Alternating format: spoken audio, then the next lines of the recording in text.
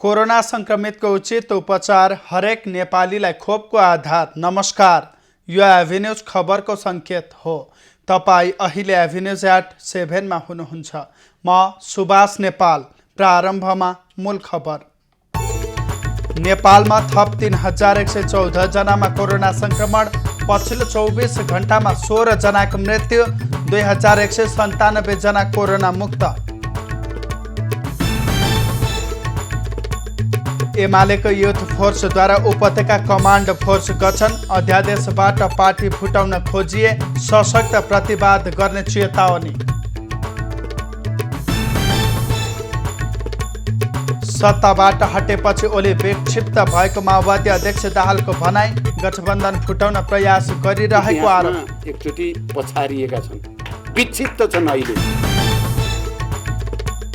कङ्ग्रेसद्वारा साउन 12 गते हुने तय भएको ओडा तहको अधिवेशन स्थगित। क्रियाशील सदस्यता टुङ्गिएपछि मात्रै नयाँ मिति घोषणा गरिने। आजको बैठकले स्थगन गर्ने।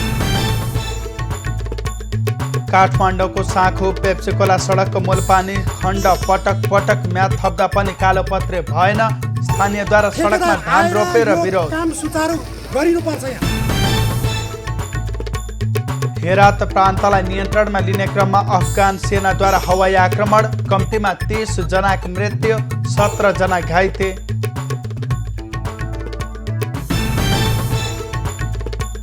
र टोकियो ओलम्पिकमा 7वटा स्वर्णको छिनोफानो। 2 स्वर्णसहित चीन अग्रस्थानमा, भारतलाई 1 रजत। अब खबरको सिलसिला प्रारम्भ गरौँ कोरोना संक्रमण सम्बन्धी प्रसङ्गबाट। नेपालमा थप 3114 जनामा कोरोना संक्रमण पुष्टि भएको छ। पछिल्लो 24 घण्टामा देशभर गरिएको 10,625 PCR परीक्षणका क्रममा 2,309 जना र 4,285 एन्टिजेन परीक्षणका क्रममा 805 जनामा संक्रमण पुष्टि भएको हो। यो सँगै नेपालमा कोरोना संक्रमित हुनेको सङ्ख्या 7,33,260 पुगेको छ। त्यसैगरी कोरोनाका कारण पछिल्लो 24 घण्टामा थप 16 जनाको मृत्यु भएको छ। यो सँगै नेपालमा कोरोनाका कारण 9,695 जनाको मृत्यु भएको छ। त्यस्तै पछिल्लो 24 घण्टामा 2,197 जना निको भएका छन्। यो सँगै नेपालमा 6,41,565 जना सङ्क्रमित निको भएका हुन्। हाल नेपालमा 27,757 सक्रिय सङ्क्रमित आइसोलेसन र 344 जना क्वारेन्टिनमा छन्। हालसम्म सङ्क्रमण पहिचानका लागि 35,28,514 वटा नमुना PCR र 2,86,464 वटा नमुना एन्टिजेन विधिबाट परीक्षण गरिएको मन्त्रालयले जनाएको छ। नेपालमा हालसम्म 13 लाख भन्दा बढीले कोरोना भाइरस विरुद्धको खोप लगाएका छन्। कोभिसिल्ड, भेरोसेल र जोन्सन एन्ड जोन्सनको खोप गरी कुल 13,12,012 जनाले पूर्ण खोप लगाएको स्वास्थ्य तथा जनसङ्ख्या मन्त्रालयले जानकारी दिएको छ। मन्त्रालयको तथ्याङ्क अनुसार 4,60,308 जनाले कोभिसिल्ड, 6,92,969 जनाले भेरोसेल र 1,58,735 जनाले जोन्सन एन्ड जोन्सन खोपको पूर्ण मात्रा लगाएका हुन्। कोभिसिल्डको पहिलो डोज मात्रै लगाउनेको सङ्ख्या 18,28,484 छ। जोन्सन एन्ड जोन्सन खोप बागमती र गण्डकी प्रदेशमा मात्र लगाइएको छ। जोन्सन एन्ड जोन्सनको खोप 1 डोज मात्र र कोभिसिल्ड र भेरोसेल खोप 2 डोज लगाउनु पर्ने हुन्छ। हालसम्म 73,82,850 डोज खोप नेपाल भित्रिएको छ। नेपालले खरिद गरेको 24 लाख मात्रा खोप नेपाल आएको छ। कोभ्याक्स अन्तर्गत 18,82,850 र अनुदानमा 29 लाख मात्रा खोप नेपाल भित्रिएको छ। आजदेखि मध्यम तथा लामो दूरीका सवारी साधनहरू समेत सञ्चालनमा आएका छन्। वैशाखमा लागू गरिएको निषेधाज्ञाप्रति सरकारको निर्णय अनुसार स्वास्थ्य सुरक्षा मापदण्डको पालना गर्दै सबै सवारी सञ्चालन सुरु भएका हुन्। यसअघि स्थानीय प्रशासनबाट आन्तरिक रूपमा र काम विशेषले आएका सवारीलाई मात्रै काठमाडौँ उपत्यकाभित्र प्रवेश गर्न दिने गरिएको थियो। काठमाडौँ जिल्ला प्रशासन कार्यालयले देशका विभिन्न भागबाट परीक्षार्थी आउने तथा सर्वसाधारणको आवत जावत समेतलाई सहज बनाउन यातायातका साधन सञ्चालन गर्न यातायात व्यवसायलाई अनुरोध गरेको छ। प्रशासन कार्यालयले अनिवार्य रूपमा टिकट काटेर मात्रै यात्रा गर्न पनि अनुरोध गरेको छ। उपत्यकामा सञ्चालित सवारी साधनहरूले कोरोना रोकथामका लागि बनाइएको स्वास्थ्य सुरक्षा सम्बन्धी मापदण्ड पालना गर्न छाडेका छन्। निषेधाज्ञा खुलेपछि सञ्चालनमा आएका सार्वजनिक यातायातका साधनहरूले स्वास्थ्य सुरक्षा सम्बन्धी मापदण्ड पालना गर्नुपर्ने व्यवस्था छ। अधिकांश सवारी साधन र यात्रुले त्यसको पालना नगर्दा कोरोना सङ्क्रमणको जोखिम बढ्ने देखिन्छ।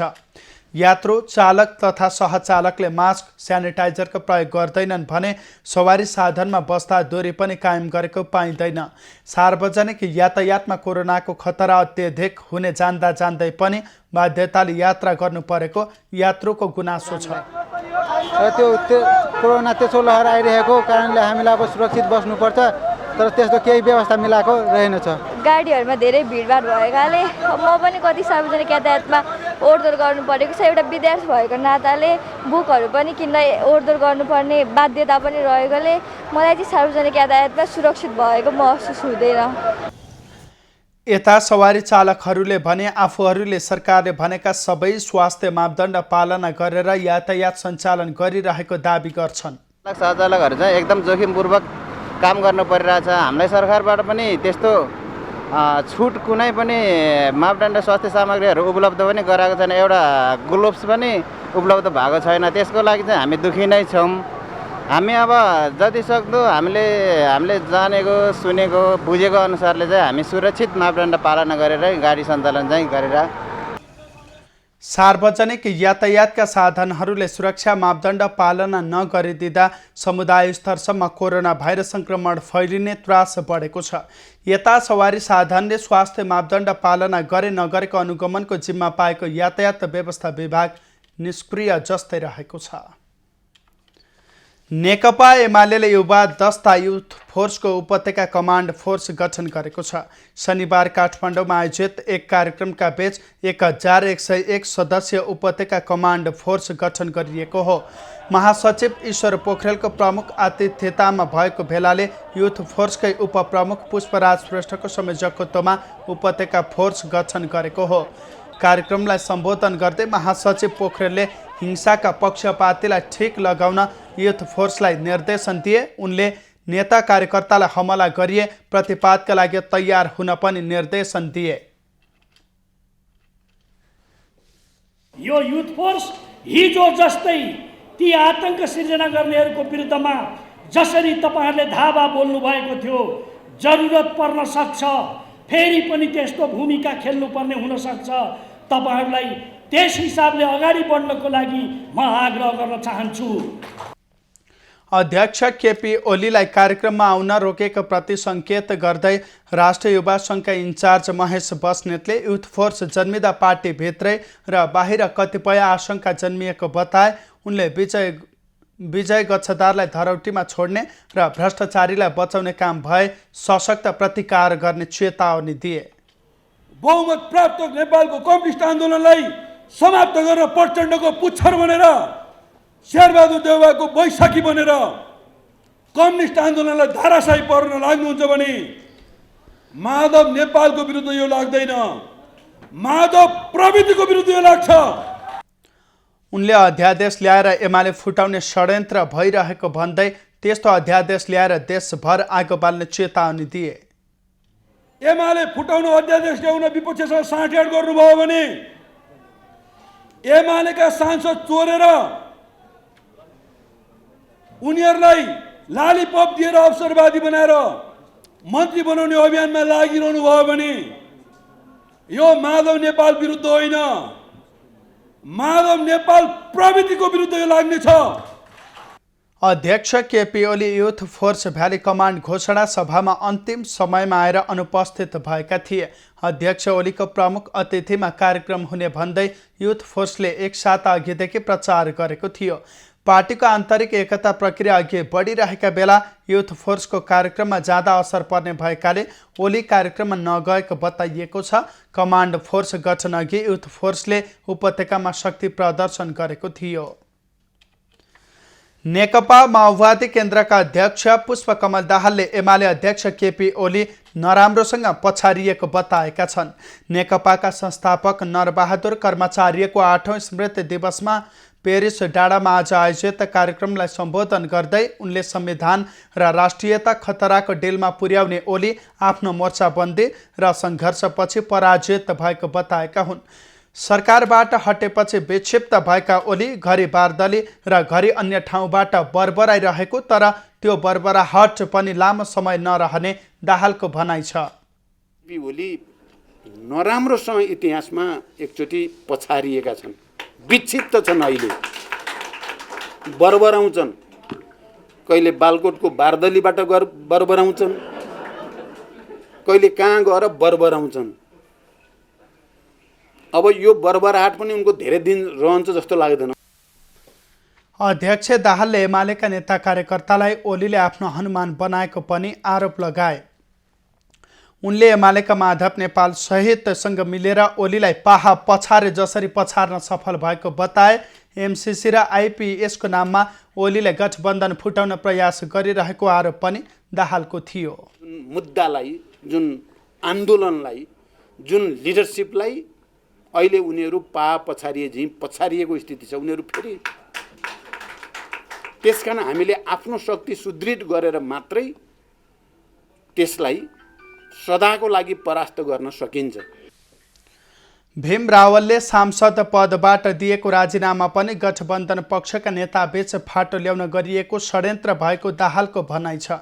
अध्यक्ष दाहालले मन्त्री बन्न इच्छुकहरूको हुलले आफूलाई घेरेको पनि गुनासो गरे।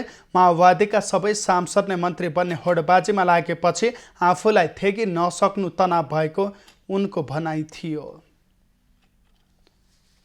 नेकपा माओवादी केन्द्रका अध्यक्ष पुष्पकमल दाहाल र नेकपा एमालेका नेता माधव नेपाल बीच आज बिहान भेटवार्ता भएको छ। कोटेश्वर स्थित नेपाल निवासमा भएको भेटमा पछिल्लो राजनीतिक घटनाक्रमका विषयमा छलफल भएको हो। भेटमा केपी ओलीले संसद विघटन गरेपछि नेपाली कङ्ग्रेस, माओवादी केन्द्र, एमाले नेपाल समूह, जसपा, उपेन्द्र यादव समूह र जनमोर्चा बीचको गठबन्धन कायमै राख्ने विषयमा कुराकानी भएको बुझिएको छ। भेटपछि पेरिस डाँडामा आयोजित कार्यक्रममा अध्यक्ष दाहालले शुक्रबारको भाषणका लागि धन्यवाद दिएको जानकारी दिए। केपी ओलीलाई महाराज भनेकोमा आफूले धन्यवाद दिएको उनको भनाइ थियो। दाहालले माधव नेपाल समूहसँग आफ्नो भावनात्मक सम्बन्ध रहेको भन्दै चाँडै केपी ओलीलाई एमालेहरूले चिन्ने र माधव नेपालको नेतृत्वमा एमाले आउने समेत उल्लेख गरे।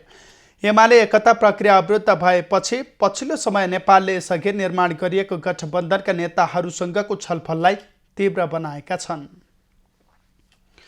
नेपाली कङ्ग्रेसले साउन 12 गते हुने भनिएको वडा तहको अधिवेशन स्थगित गरेको छ। शनिबार प्रधानमन्त्री शेरबहादुर देउवाको निजी निवास बुढा नीलकण्ठमा बसेको कङ्ग्रेस पदाधिकारी तथा पूर्व पदाधिकारी बैठकले समय अभाव र कोरोना संक्रमणका कारण पूर्व निर्धारित वडा तहको अधिवेशन स्थगित गर्ने निर्णय गरेको हो। केन्द्रीय महाधिवेशनको मिति नसर्ने गरी वडा तहको अधिवेशनलाई स्थगन गर्ने निर्णय पदाधिकारी बैठकले गरेको हो। बैठकले साउन 12 गते सुरु हुने भनेर निर्धारित गरिएको वडा तहको अधिवेशनलाई आजको बैठकले स्थगन गर्ने हाम्रा बीचमा सल्लाह परामर्श भएको छ। आगामी मङ्गलबार क्रियाशील सदस्यता छानबिन समितिले प्रतिवेदन हस्तान्तरण गर्ने र त्यसपछि मात्रै वडा तह अधिवेशनको नयाँ मिति तय हुने कङ्ग्रेस नेताहरूले बताएका छन्। अधिकांश क्रियाशील सदस्यता विवाद समाधान भइसकेको र केही स्थानको टुङ्गिन बाँकी रहेको कङ्ग्रेसले जनाएको छ। प्रतिवेदन हस्तान्तरण गर्नु पूर्व सबै स्थानको क्रियाशील विवाद समाधान हुने कङ्ग्रेसको भनाइ छ। मङ्गलबार बिहान 9 बजे क्रियाशील सदस्यता छानबिन समितिका साथीहरूले आफ्नो प्रतिवेदन केन्द्रीय सभापतिज्यूलाई हस्तान्तरण गर्नुहुनेछ। सभापतिज्यू मार्फत केन्द्रीय समितिले त्यो प्रतिवेदन लिइसकेपछि अनि हामी त्यसमा छलफल गरेर तत्पश्चात हामी वडा तहको अधिवेशनको शेड्युल फेरि प्रकाशित गर्छौँ। बैठकमा पार्टी सभापति देउवाले क्रियाशील सदस्यता विवाद छिटो टुङ्ग्याउन निर्देशन दिएका थिए। वडा तहको अधिवेशन केही पछि सरे पनि भदौमा तोकिएको पार्टीको केन्द्रीय महाधिवेशनको कार्यतालिका भने प्रभावित नहुने कङ्ग्रेसले जनाएको छ। नेकपा महासचिव नेत्रविक्रम चन्द र जनता समाजवादी पार्टी जसपा नेपालका अध्यक्ष महन्त ठाकुर बीच आज बिहान भेटवार्ता भएको छ। एक सातादेखि राजनीतिक भेटघाटमा व्यस्त रहेका चन्दले ठाकुरलाई भक्तपुर स्थित निवास पुगेर भेटेका हुन्। भेटमा चन्दले सरकारसँग फागुन 21 गते भएको 3 बुँदे सहमति कार्यान्वयनको वातावरण बनाइदिन आग्रह गरेको बुझिएको छ। जवाफमा ठाकुरले चन्द नेतृत्वको नेकपासँगका सहमति कार्यान्वयन हुनुपर्नेमा आफूहरू पनि रहेको जानकारी गराएका छन्। उनले सरकारले मधेस आन्दोलनकै सहमति कार्यान्वयन नगरेकोमा पनि ठाकुरले असन्तुष्टि राखेको बताइएको छ। चन्द एक साता यता राजनीतिक भेटघाटमा व्यस्त छन्। उनले प्रधानमन्त्री शेरबहादुर देउवा, सत्तारूढ नेकपा माओवादी केन्द्रका अध्यक्ष पुष्पकमल दाहाल, एमाले वरिष्ठ नेता माधव नेपाल लगायतका नेतासँग भेट गरिसकेका छन्। शुक्रबार उनले राप्रपा अध्यक्ष कमल थापासँग भेट गरेका थिए। पूर्व प्रधानमन्त्री डाक्टर बाबुराम भट्टराईले धर्मलाई समयअनुसार परिवर्तन गर्नुपर्ने बताएका छन्। भट्टराईले ट्विट गर्दै धर्मभित्र घुसाइएका अन्धविश्वास, कुरीति तथा रूढिवादका विषयमा आफ्ना विचार व्यक्त गरेका हुन्। जीवन र समाजको उचित व्यवस्थापनका निम्ति देशकाल अनुरूप बनाइएका नियम धर्म भएकाले ती निरन्तर परिवर्तन हुने र हुनुपर्ने उनको जिकिर छ। विभिन्न कालखण्डमा घुसाइएका अन्धविश्वास, कुरीति, रूढिवादलाई धर्म मान्न नसकिने उनको भनाइ छ। तिनका नाममा कसैले राजनीति गर्छ भने त्यसको विरोध गर्नै पर्ने अडान समेत भट्टराईले दोहोर्याएका छन्। यसअघि पूर्व प्रधानमन्त्री भट्टराईले दिएको अभिव्यक्तिबाट हिन्दू धर्मको आस्थामा आघात पुगेको दावी गर्दै विश्व हिन्दू महासङ्घले कारबाहीको माग गरेको थियो। भट्टराईले भारत उत्तर प्रदेशका मुख्यमन्त्री योगी आदित्यनाथले गङ्गा नदीमा दुध धारा अर्पण गर्दै गरेको तस्बिरको आलोचना गर्दै ट्विट गरेका थिए। दर्शकवृन्द, पछिल्लो समय वर्षा निरन्तर भइरहँदाखेरि देशका विभिन्न भागमा डुबान हुने, सडकहरू भत्कने, त्यसै गरी बाँधहरू भत्कने खबरहरू दिनहुँ जसो हामीले प्रसारण गरिरहेको अवस्थामा पछिल्लो केही दिन यता सप्तरीको खबर हामीले दिनहुँ जसो सम्प्रेषण गरिरहेको अवस्थामा यति बेला भने वर्षाकै कारण सप्तरीको हनुमान नगर कङ्कालिनी 14 डबलाई स्थित सप्तकोशीको स्पर नम्बर 15 मा कटान सुरु भएको छ। कटान सुरु हुने बित्तिकै त्यस आसपासका बासिन्दा त्रसित भएको खबर प्राप्त भएको छ र यसै विषयमा थप जानकारी दिनका लागि यति बेला हाम्रो प्रत्यक्ष सम्पर्कमा हुनुहुन्छ हाम्रा संवाददाता बैजनाथ यादव।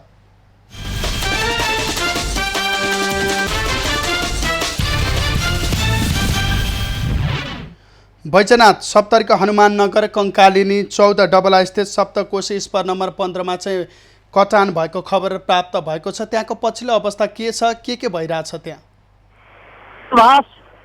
हामी अहिले सप्तरीको हनुमान नगर कङ्कालिनी नगरपालिका 14 को स्पर नम्बर 15 मा छौँ, जहाँ तपाईँ देखिरहनुहुन्छ अहिले राति परेको अवस्था छ। म मित्र लाई यो कोशीमा भएको बाढीको भेल म देखाउन चाहन्छु, किनभने हामीले पटक पटक भन्दै आइरहेका छौँ कि यो भारतीय ठेकेदार र भारतीय पक्षका कारण नेपाली भूभाग जहिले पनि डुबानमा पर्छ र भारतीय सरकारका ठेकेदारहरूको लापरवाही र हाम्रा जनप्रतिनिधि र स्थानीय प्रशासनको चाहिँ ममताका कारण आज यो स्थिति उत्पन्न भएको छ। किनभने 24 घण्टा अगाडि मात्रै भारतीय ठेकेदारको लापरवाहीका कारण जुन दुर्घटना हाम्रो नेपालतर्फ हुनुपर्ने थियो, भगवान पशुपतिनाथको कृपाले त्यो टरेर भारतको बिहार राज्य अन्तर्गत सुपौल जिल्लामा म जुन ठाउँमा उभिरहेको छु हनुमान नगर कङ्कालिनी वडा नम्बर 15 को डलवादेखि 4 किलोमिटर तल सप्तकोशी नदीको पश्चिमी तटबन्ध भत्किँदा भारतको चाहिँ दरभङ्गा, पटना लगायतका 8-10 वटा जिल्ला प्रभावित भएको छ र सोही सिन आज यहाँ देखा परेको छ। अहिले पनि हामी जुन ठाउँमा उभिरहेको छौँ स्पर नम्बर 15 भत्किने क्रम जारी छ। यहाँ ठेका लिएका भारतीय ठेकेदारहरू खास गरेर बब्लु भगतको यो साइड हो, यहाँ हुने सामग्रीहरू गुणस्तरहीन छ।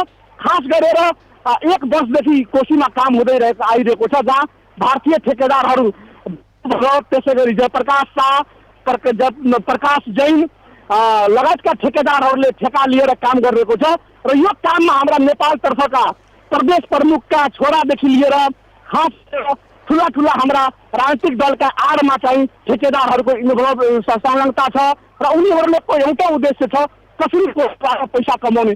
किनभने यसअघि पनि हामीले बताइसकेका छौँ, यस वर्ष मात्र भारत सरकारले कोशी मर्मतको नाममा 2 अरब भारतीय रकम खर्च गरेका छन्, तर त्यो बालुवामा पानी खन्याइ जे भएको छ सुवास, यसतर्फ कसैको ध्यान गएको छैन। बैजनाथ, जस्तो कि यति बेला चाहिँ स्पर नम्बर 15 कटान सुरु गरेको अवस्था छ। यसरी कटान गरिरहँदाखेरि त्यस आसपासका बासिन्दा पनि त्रसित भएको हामीले दृश्यमा देखिरहेका छौँ। अनि यो 15 नम्बर कटान हुँदाखेरि चाहिँ कति जति चाहिँ बासिन्दाहरू त्यहाँबाट विस्थापित हुनुपर्ने भएको छ, तिनीहरूलाई सुरक्षित स्थानमा सार्ने कार्य गरिएको छ कि छैन, के छ? छैन, कसैले पनि यहाँका स्थानीय बासिन्दाहरू त्रसित छन्, किनभने ठुला बाफा यहाँका चाहिँ तस्करहरू केही गुन्डाहरूको आडमा भारतीय ठेकेदारहरूले भ्रमलुट मचाइरहँदा उनीहरूले जब बोल्छ तपाईँहरूले काम राम्रो गर्नुहोस्, गुणस्तरीय काम गर्नुहोस्, त्यति बेला चाहिँ यहाँ रहेको यो स्पर नम्बर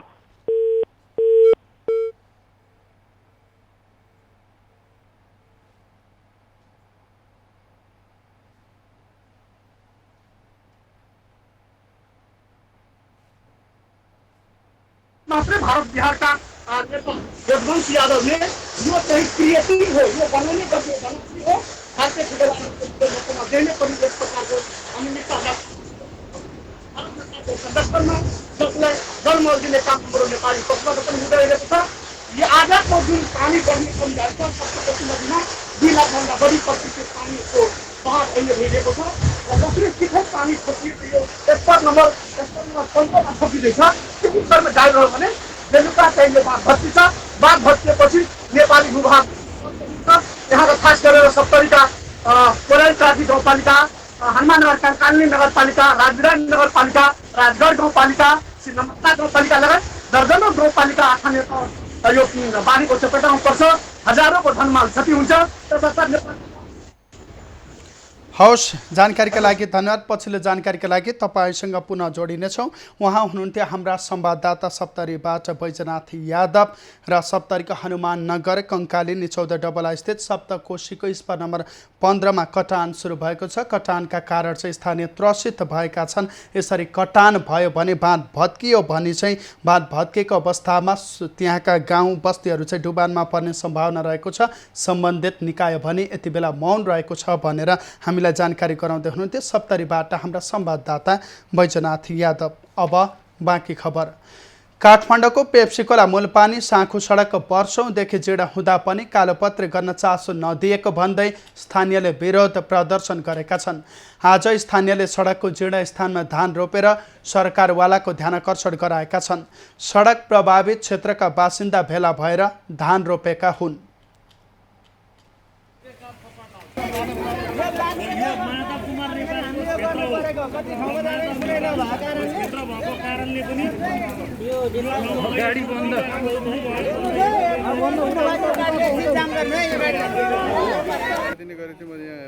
सडक निर्माणको जिम्मा पाएको ठेकेदार कम्पनीले पटक पटक म्याद थप हुँदा पनि कालोपत्री गर्न चासो नदिएको स्थानीयको आरोप छ।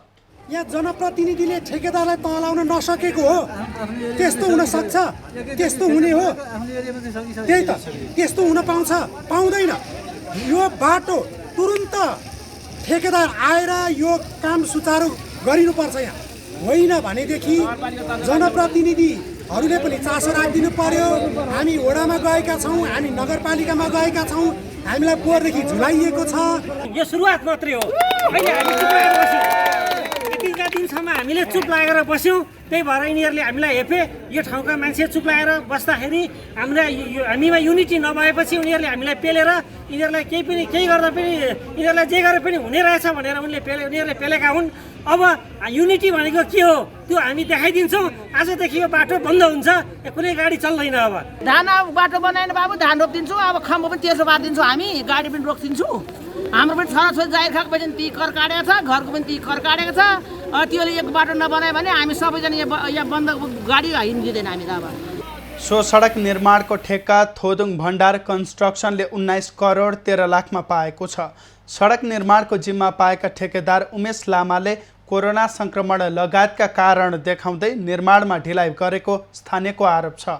सडक जीर्ण हुँदा यात्रामा शास्ति हुनुका साथै दुर्घटनाको जोखिम पनि उत्तिकै बढेको स्थानीयको भनाइ छ। स्वास्थ्य सामग्री खरिदमा मिलेमत भएको आरोप लागेपछि सङ्खुवासभा जिल्ला अस्पतालले सूचना लुकाउन सुरु गरेको छ। स्वास्थ्य सामग्री खरिद प्रक्रियाबारेको जानकारी सञ्चारकर्मीले लिखित रूपमा मागे पनि अस्पतालले दिन आनाकानी गरेको हो। खरिद गरिएका सामग्री आपूर्ति हुने क्रममा रहेकाले सूचना दिन नमिल्ने तर्क अस्पतालले गरेको छ। अस्पतालले खरिद प्रक्रियाबारे प्रेस विज्ञप्ति जारी गरिसकेकाले थप कुरा भन्न आवश्यक नरहेको तर्क अस्पतालको छ। अस्पतालले बोलपत्र आह्वान गर्नुअघि र पछिका निर्णयहरू र गुणस्तरीय सामान मापन गर्ने बायोमेडिकल इन्जिनियरले प्रमाणित गरेको प्रमाणित प्रतिलिपि दिन भने अस्वीकार गरेको हो। यसअघि नै जिल्ला अस्पताल सङ्खुवासभाका लागि आवश्यक स्वास्थ्य सामग्री खरिद प्रक्रियामा अनियमितता भएको भन्दै अख्तियारमा उजुरी परेको छ। अस्पताल प्रशासन र सामान आपूर्ति गर्ने कम्पनी बीच मिलेमतमा भेन्टिलेटर र आइसियु वार्डका सामग्री आपूर्ति प्रक्रिया अघि बढाइएको भन्दै उजुरी परेको हो। कुनै समयमा रिफर सेन्टरको रूपमा रहेको धौलागिरी अस्पताल बागलुङमा 2 वर्षको दौरानमा राम्रो परिवर्तन भएको छ। सबै क्षेत्रको सहयोग र समर्थन प्राप्त भएपछि अस्पतालको स्वरूप फेरिएको हो। बागलुङको धौलागिरी अस्पतालमा नवजात शिशु सघन कक्ष NICU सञ्चालनमा आएको छ। नवजात शिशु जन्माउन पोखरा र काठमाडौँ धाउनुपर्ने बाध्यता शिशु सघन कक्ष सञ्चालनमा आएपछि हटेको छ। NICU-मा जन्मेदेखि 4 सातासम्मका बालबालिकाको उपचार हुनेछ। त्यो भनेको चाहिँ 28 दिनसम्मको बच्चाहरूलाई कुनै पनि समस्या पऱ्यो भने हामीले उपचार गरेर राख्छौँ। हाललाई चाहिँ हामीले 5 बेडको बनाएको छौँ, 2टा भेन्टिलेटर सहितको र 3टा अरू रेडिङ वार्डमा हुन्छ त्यो गरेर राखेका छौँ। NICU सेवाले शिशु मृत्युदर समेत रोक्ने अपेक्षा गरिएको छ। धौलागिरी अस्पतालमा सेवा सुरु भएपछि आसपासका पर्वत म्याग्दीका बासिन्दा समेत लाभान्वित हुने भएका छन्। बर्खामा पहिरोहरू गएको बेलामा प्रेसन गर्न पनि गाह्रो हुने बच्चाहरूले चाहिँ यहाँ सुविधा पाइरहेका छन्। भेन्टिलेटर प्रयोगमा भेन्टिलेटर छ हामीसँग, होइन, सिपाकहरू छ, रेडियन ममरहरू छ र यसले गर्दाखेरि चाहिँ यहाँ बागलुङका म्याग्दीका पर्वतकाहरूले चाहिँ पोखरै गइहाल्न नपर्ने सेवा सुविधाहरू NICU जुन पोखरामा काठमाडौँमा आउँछ त्यो सबै सुविधा भएको सुविधायुक्त NICU को चाहिँ स्थापना भएको छ। 1 महिनाभन्दा कम उमेरका बिरामी बच्चाको लागि NICU अत्यावश्यक जस्तै हुन्छ। NICU को लागि दक्ष जनशक्तिको आवश्यकता भए पनि अस्पतालमा त्यसको भने अभाव छ। ठिकै नै भइरहेछ, कामहरू पनि सिकिँदै रहेछ नयाँ नयाँ भए पनि, तर हामीलाई अलिकति 1जना स्टाफले काम गरिरहेछ, तर 2जना स्टाफ भयो भने चाहिँ हामीलाई स्टाफको अलिकति कमी भएको चाहिँ महसुस भएको छ। गत वर्ष ICU सेवा सुरुवात गरेको अस्पतालले यस वर्षदेखि नवजात शिशु सघन उपचार कक्ष सुरुवात गरेको अस्पताल व्यवस्थापन समितिले जनाएको छ। ICU हामीले 4 साल सञ्चालन गर्न सक्यौँ भने यो सालबाट यो नवजात शिशु सघन उपचार कक्ष जसलाई अङ्ग्रेजीमा NICU भनिन्छ, NICU स्थापना गरेका छौँ। चिकित्सा भएका, ज्वरो एकदम बढी आएका, दुध चुस्न नसक्ने, सास फेर्न गाह्रो भएका नवजात शिशुलाई NICU-मा नै राखेर उपचार गरिन्छ। समयभन्दा अगाडि जन्मिएका बालबालिका, कम तौल भएका नवजात शिशुलाई सुरक्षित रूपमा उपचार गरी बचाउन अहिले बनेको नवजात सघन उपचार कक्ष उपयोगी हुने देखिन्छ। बागलुङबाट राजेश चन्द्र राजभण्डारीको रिपोर्ट। नारीहरूका हातभरि चुरा र मेहन्दी अनि विवाहित महिलाको गलामा हरियो पोते साउन महिना नेपाली महिलाका लागि अनिवार्य आवश्यकता भइसकेका छन्। साउनमा लगाइने यस्ता श्रृङ्गारका वस्तुहरूको नेपालमा उत्पादन हुँदैन। गएको आर्थिक वर्षमा मात्रै यी श्रृङ्गारका सामग्रीको आयातमा 51 करोड रुपैयाँ भन्दा बढी नेपाली रुपैयाँ विदेशिएको छ।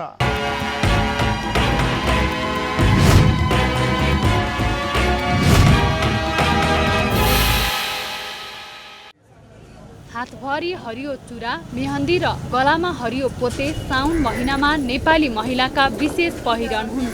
विवाहित महिलाहरू साउनमा हरियो चुरा र मेहन्दी लगाउँदा श्रीमानको आयु बढ्ने र अविवाहिता महिलाहरू आफ्नो मनले चिताएको पूरा हुने विश्वास राख्दछन्। पछिल्लो समय नयाँ पुस्ताका लागि साउन महिनामा हरियो श्रृङ्गारका सामग्री लगाउनु आधुनिक पहिरन बन्न थालेको छ। त्यसैले साउन सुरु भएसँगै बजारमा हरियो चुरा, पोते र मेहन्दी किन्नेको भिड लाग्ने गर्दछ। तर यी सामग्रीहरू भारत, चीन र थाइल्यान्ड लगायतका मुलुकबाट आयात हुने गरेको छ। आर्थिक वर्ष 77-78 को असारसम्म कुल 43 करोड 12 लाखका सामग्रीहरू यो चुरा र टीका लगायतका श्रृङ्गारका सामग्रीहरूको आयात भएको देखिएको छ। यी सामग्रीहरू कुनै उच्च मूल्यका छन्, कुनै सामान्य मूल्यका छन्। आर्थिक वर्ष 2076-77 मा भन्दा गत आर्थिक वर्षमा करिब 24 करोड रुपैयाँ बढीको आयात भएको छ। विभागका अनुसार अघिल्लो आर्थिक वर्षमा कुल 27 करोड रुपैयाँको आयात भएको थियो। 76-77 को असारसम्म खास गरेर 27 करोड 12 लाखको मूल्य बराबरका टीकाका सामग्रीहरू र यो चुराका सामग्रीहरूको आयात भएको देखिएको छ। नेपाली बजारमा असारको अन्तिम सातादेखि दशैंसम्म हरियो चुरा, पोते, मेहन्दी लगायतका श्रृङ्गारका सामग्रीको बिक्री दर उच्च हुने गरेको छ। विगतका वर्षहरूमा अर्बौंको आयात हुने गरेको भए पनि 2 वर्ष यता कोरोनाका कारण यस्ता सामग्रीको आयातमा भने कमी आएको विभागको तथ्याङ्कमा देखिन्छ। एभी न्यूज खबरका लागि सुनिल तुलाधरका साथ सृष्टि पराजुलीको रिपोर्ट।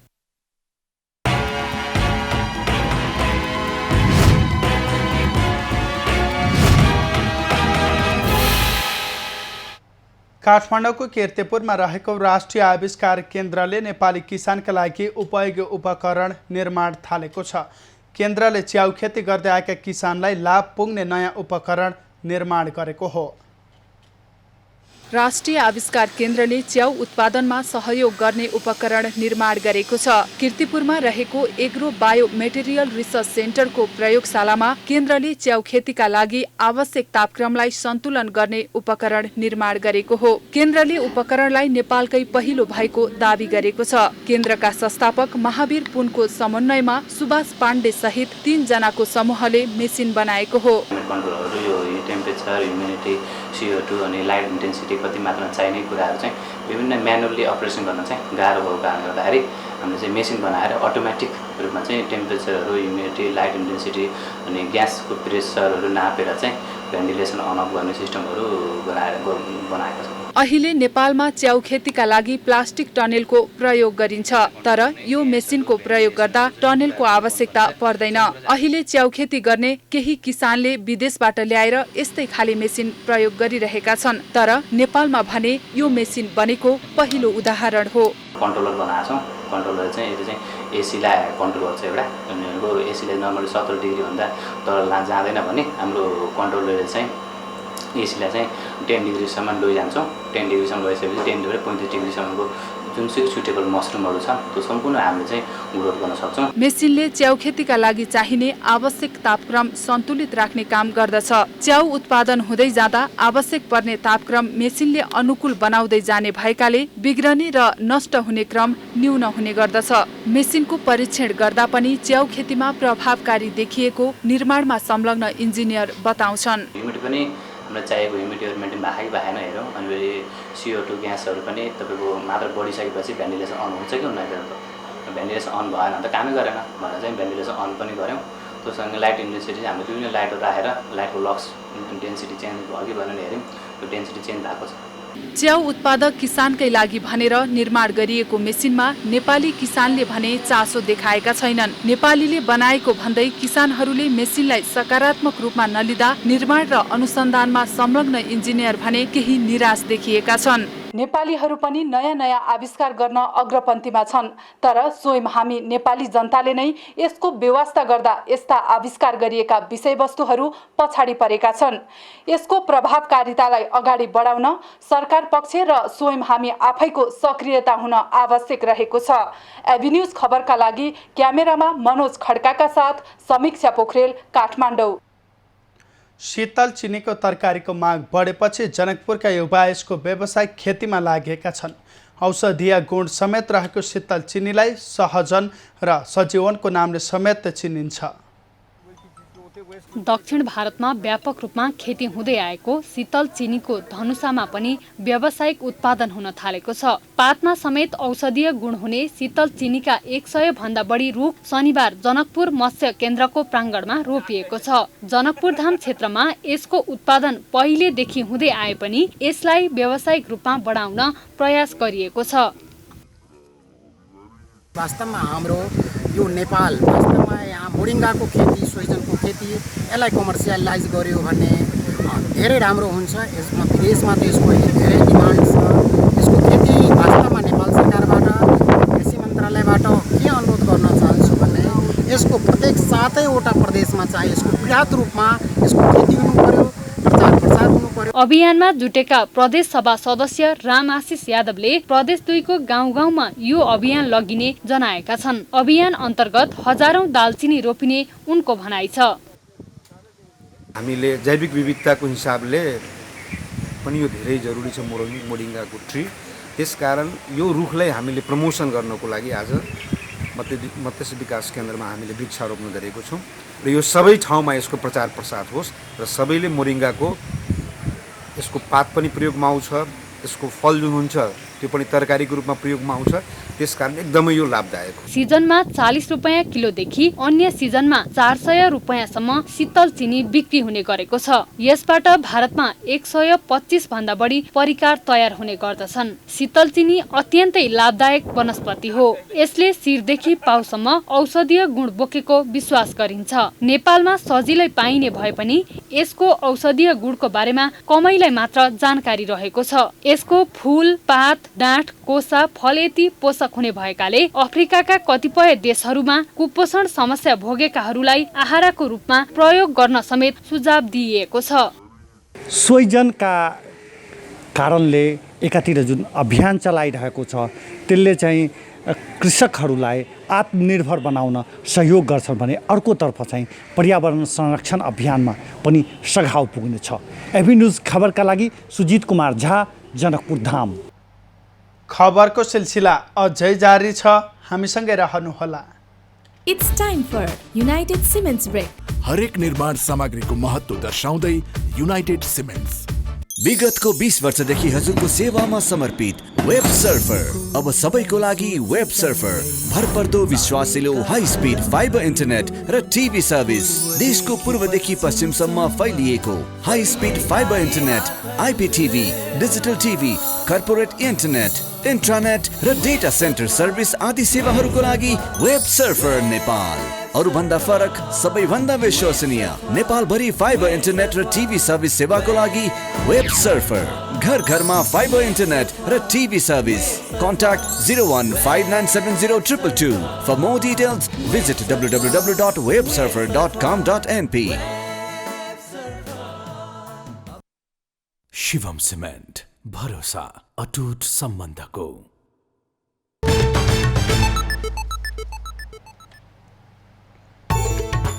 नेपालमा थप 3114 जनामा कोरोना संक्रमण।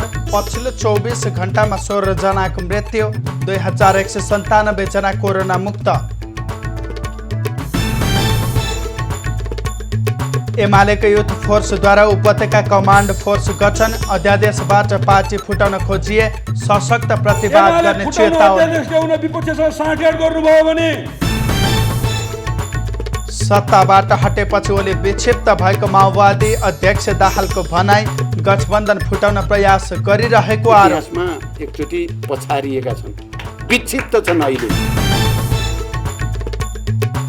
कांग्रेसद्वारा साउन 12 गते हुने तय भएको वडा तहको अधिवेशन स्थगित। क्रियाशील सदस्यता टुङ्गिएपछि मात्रै नयाँ मिति घोषणा गरिने। आजको बैठकले स्थगन गर्न। काठमाडौँको साँखु पेप्सीकोला सडकको मूल पानी खण्ड पटक पटक म्याद थप्दा पनि कालोपत्रे भएन। स्थानीयद्वारा सडकमा धान रोपेर विरोध।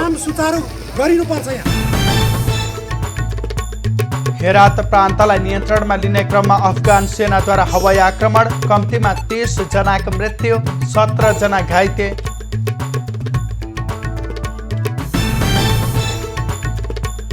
र टोकियो ओलम्पिकमा 11वटा स्वर्णको छिनोफानो। 3 स्वर्ण सहित चीन अग्रस्थानमा, भारतलाई 1 रजत।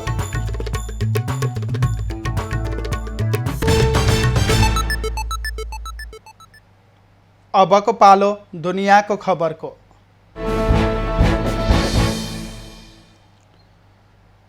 भारतको महाराष्ट्र राज्यमा अविरल वर्षासँगैको बाढी पहिरोमा परेर 129 जनाको मृत्यु भएको छ। केही दिन यता लगातार मुसलधारे पानी परेपछि रायगढ लगायतका जिल्लामा बाढी पहिरो गएको हो। कैयौँ मानिसहरू पहिरोमा फँसेकाले उद्धारका लागि सुरक्षाकर्मी परिचालन गरिएको छ। पहिरोमा फँसेकाहरूको उद्धारका लागि हेलिकप्टर परिचालन गरिएको छ। पहिरोका कारण रेल सेवा समेत प्रभावित भएको छ। रेलवेको पुल डुबेका कारण कम्तीमा 6000 मानिस अलपत्र परेको भारतीय सञ्चार माध्यमले जनाएका छन्। लगातारको पानीका कारण विशेष गरी 6वटा जिल्लाको जनजीवन बढी प्रभावित भएको छ। अफगानिस्तानको सेनाले पश्चिमी हेरात प्रान्त पुनः आफ्नो नियन्त्रणमा लिएको छ। तालिबान विद्रोहीको कब्जामा रहेको हेरात प्रान्तको कारुख जिल्लालाई पुनः कब्जा गरेको अफगानिस्तानको सेनाले जानकारी दिएको हो। सो क्षेत्र सरकारले पुनः कब्जा गर्ने क्रममा 30 तालिबानी लडाकु मारिएका छन्। अन्य 17 जना घाइते भएको बताइएको छ। हेरात प्रान्तका केही जिल्लामा कब्जा गरेका तालिबान समूहले कारुख जिल्लामा भएको पछिल्लो आक्रमणबारे कुनै प्रतिक्रिया जनाएको छैन। अफगानिस्तानबाट अमेरिकी नेतृत्वको नेटो सैनिक फिर्ता भएदेखि नै तालिबान विद्रोहीले आक्रमण तीव्र बनाएका छन्। उनीहरूले अफगानिस्तानको आधा क्षेत्र कब्जा गरेको दाबी गर्दै आएको छन्। अजरबैजानको अदालतले अर्मेनियाका सशस्त्र सेनाका 13 जनालाई 6 वर्षको जेल सजाय सुनाएको छ। गत वर्ष अर्मेनिया र अजरबैजान बीच युद्ध हुँदा ती सैनिकलाई नियन्त्रणमा लिएको थियो। सैनिकले जेल सजाय भुक्तान गरेपछि मात्र स्वदेश फिर्ता पठाइने अजरबैजानले जनाएको छ। अजरबैजानको सेनाले अर्मेनियाको फौजलाई नारगोनो काराबाखबाट नियन्त्रणमा लिएका सेनालाई जेल सजाय सुनाएको हो। फैसलाप्रति अर्मेनियाले कुनै प्रतिक्रिया जनाएको छैन। डिसेम्बरमा युद्धविराम भएपछि पनि अर्मेनियाले आफ्नो क्षेत्रमा गैर कानुनी रूपमा प्रवेश गरेको भन्दै 60 भन्दा बढी अजरबैजानका सेनालाई नियन्त्रणमा लिएको थियो। केहीलाई तत्कालै रिहा गरिएको थियो। रुसको मध्यस्थतामा अजरबैजान र अर्मेनिया बीच नागोर्नो काराबाखमा डिसेम्बरमा युद्धविराम भएको थियो। चीनको मध्य क्षेत्रमा व्यापक वर्षापछि आएको बाढीका कारण मृत्यु हुनेको संख्या 50 नाघेको छ। बाढीका कारण ज्यान गुमाउनेको संख्या 56 पुगेको हो। बाढी पहिरोमा परि अझै 7 व्यक्ति हराइरहेका छन्। झेङझाउ नजिकैको जिङ सुरुङ मार्गमा मङ्गलबारदेखि पानी पस्दा फँसेका कैयौँ गाडीहरू निकाल्न सुरु गरिएको छ। अझै उद्धार गरी निकाल्ने क्रम जारी रहेकाले मृतकको संख्या बढ्न सक्ने अनुमान गरिएको छ। भूमिगत सडकमा अझै धेरै पानी जमिरहेकाले सो स्थानमा पनि थप मृतक फेला पर्न सक्ने सम्भावना छ। राष्ट्रपति सी जिनपिङले बाढी प्रभावित क्षेत्रमा उद्धार तथा राहतमा जुट्न निर्देशन दिएका छन्। बाढी प्रभावित क्षेत्रमा उद्धारका लागि हजारौं सुरक्षाकर्मी परिचालन गरिएको छ। गत साताको अन्त्यदेखि जारी मुसलधारे वर्षाले हेनान प्रान्तका हजारौं नागरिक विस्थापित भएका छन्। बाढीका कारण हेनान प्रान्तका सबैजसो सहरको सडक सञ्जाल विच्छेद भएको छ। रेलवे सेवा तथा अन्य यातायातका संरचना पनि बाढीका कारण प्रभावित भएका छन्। अबको पालो एभिन्यूज एट स्पोर्ट्सको।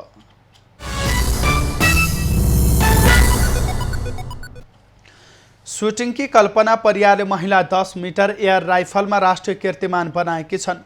टोकियो ओलम्पिक 2020 अन्तर्गत शनिबार छनौट चरणमा कल्पनाले राष्ट्रिय कीर्तिमान बनाएकी हुन्। आशाका सुटिङ रेन्जमा कल्पनाले छनौट चरणमा 616.8 अङ्क जोड्दै राष्ट्रिय कीर्तिमान बनाएकी हुन्। कल्पनाले आफ्नो नामको राष्ट्रिय कीर्तिमान भङ्ग गरेकी हुन्। उनले नेपालमा भएको 13औं दक्षिण एसियाली खेलकुदमा 614.5 अङ्क जोड्दै राष्ट्रिय कीर्तिमान बनाउन सफल भएकी थिइन्। सागमा उनी चौथो भएकी थिइन्। राष्ट्रिय कीर्तिमान बनाउने क्रममा कल्पनाले पहिलो सिरिजमा 102.2, दोस्रोमा 105.4, तेस्रोमा 101, चौथोमा 104.1, पाँचौँमा 103.4 र छैठौँमा 100.7 अङ्क जोडिन्। तर उनी फाइनल चरणमा भने पुग्न सकिनन्। 50 खेलाडी रहेको छनौट चरणमा कल्पना 46औं स्थानमा रहिन्। छनौटको शीर्ष 8 खेलाडीको फाइनल चरणमा स्थान बनाएका छन्। कल्पना वाइल्ड कार्ड प्राप्त गर्दै ओलम्पिकमा छनौट भएकी हुन्। टोकियो ओलम्पिकमा नेपालबाट 4 खेलका 5 खेलाडी सहभागी छन्। 12 गते पौडीका एलेक्जेन्डर शाहले 100 मिटर फ्री स्टाइलमा र 13 गते गौरिका सिंहले त्यही इभेन्ट्समा प्रतिस्पर्धा गर्नेछिन्। 15 गते एथलेटिक्सकी सरस्वती चौधरीले 100 मिटर दौडमा भाग लिनेछिन्। त्यस्तै पारा ओलम्पिकमा नेपालकी तेक्वान्डो खेलाडी पलेसा गोवर्धनले प्रतिस्पर्धा गर्नेछिन्। उनले पदक जित्ने आशा गरिएको छ। ओलम्पिक खेलकुदको शुक्रबार औपचारिक उद्घाटन भएको थियो।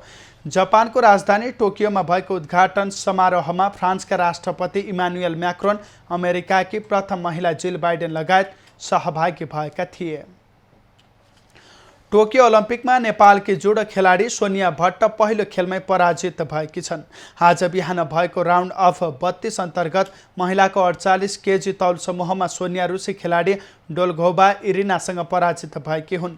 19 वर्षीय सोनिया विश्व वरियताको 90 स्थानमा रहेकी रुसी खेलाडी इरिनासँग इप्पोनको आधारमा पराजित भइन्। सोनियाले 1 मिनेट 16 सेकेन्डमै खेल गुमाएकी हुन्।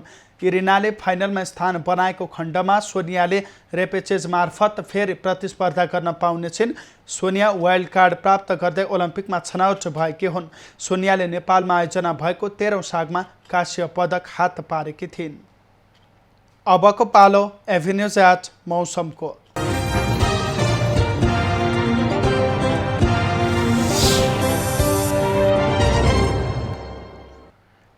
पछिल्लो 24 घण्टामा नेपालगञ्ज, काठमाडौँ, धरान लगायतका स्थानमा वर्षा भयो। आज राति देशैभर सामान्यदेखि पूर्ण बदली भई केही स्थानमा हल्कादेखि मध्यम वर्षाको सम्भावना रहेको छ।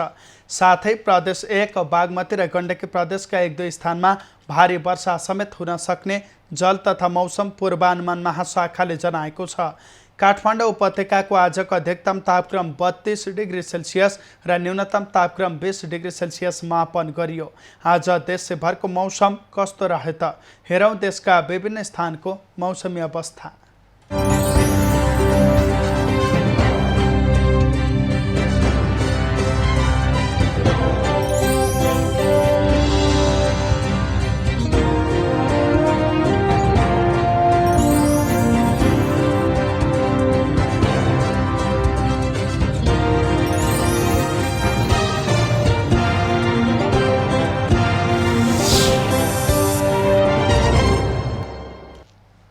अहिलेलाई खबरको क्रम यति नै। एभिन्यूज खबरका यी सहित अन्य विस्तृत खबरका लागि www.avenews.tv लगअन गर्न सक्नुहुनेछ। युट्युब, फेसबुक र ट्विटरमा पनि हामीलाई फलो गर्न सकिनेछ। खबरभित्रको खबरका लागि हेर्दै रहनुहोला एभिन्यूज खबर। नमस्कार।